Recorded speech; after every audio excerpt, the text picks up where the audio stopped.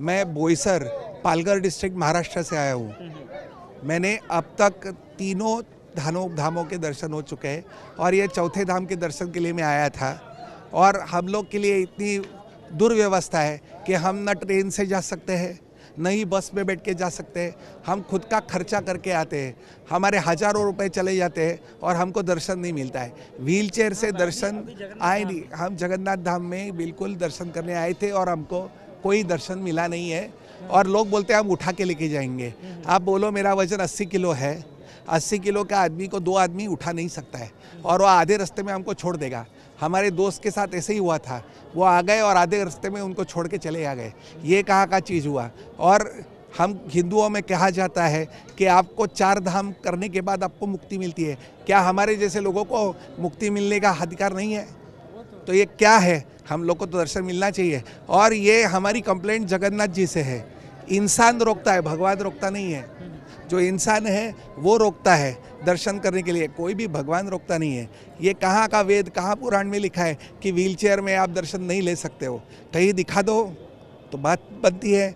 ऐसा कहीं भी लिखा नहीं है कि आप व्हीलचेयर में जाके कोई भी भगवान का दर्शन नहीं ले सकते हो।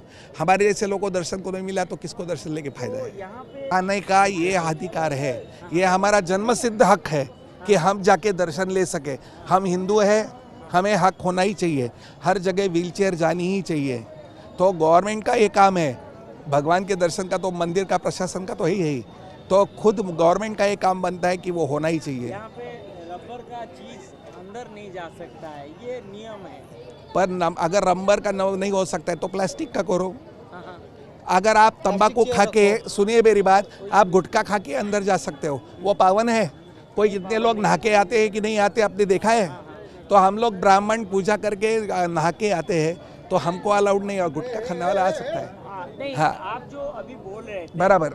हाँ, रबर का चीज नहीं जा सकता है, और क्या कुछ साधन है? बात है कि इस प्रकार की व्हीलचेयर बननी चाहिए कि जो अंदर तक ले जाए। रैंप बनना चाहिए, रैम्प बनना चाहिए, पर अंदर जाने ही नहीं दिया तो रैम्प बन के क्या होने वाला है? कई जगह पे रैम्प होता है। अभी हम लोग गए थे गुजरात में एक स्थान है, अभी नाम नहीं याद आ रहा है, वहाँ तक पूरा रैम्प था, पर रैम्प के अंदर जाने ही नहीं देंगे तो करेंगे क्या? तो वही कहते हैं कि हम प्रशासन को सजेशन ये है कि कम से कम मुख का दर्शन तो होना ही चाहिए। आप वापस ले लो, कम से कम आगे तक जाने दो।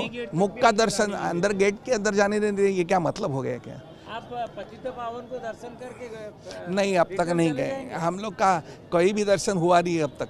ये गेट के अंदर जाने देंगे? अभी हम वापस कार में बैठ के यहाँ से भुवनेश्वर जाएंगे, यहाँ से सन टेम्पल, और क्या करें?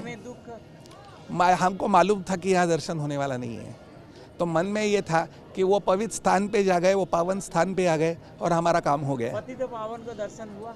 कोई भी दर्शन नहीं, कोई भी दर्शन नहीं होता है। बस वहाँ से बाहर से दर्शन हुआ।